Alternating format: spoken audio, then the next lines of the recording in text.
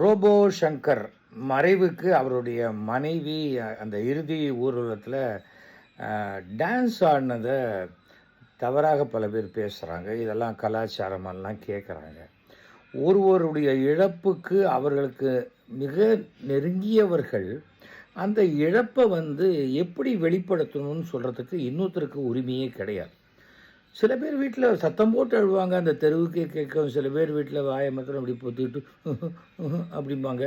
அதுக்காக அவங்களுக்கு அந்த சோகம் இல்லைன்னு ஆயிடாது. ஆனால் அந்த மனைவி தன்னுடைய கணவனுடைய இறுதி பயணம் திரும்பி பார்க்க போகிறதில்ல. அந்த மாதிரி ஒரு சமயத்தில் தன்னுடைய துக்கத்தினுடைய வெளிப்பாடை அவங்க காட்டுறாங்க. அதை விமர்சிக்கிறதுக்கு யாருக்கும் அருகதையே கிடையாது. அவங்க உங்கள் வீட்டில் டான்ஸ் ஆடல தன் கணவன் மரணத்துக்காக.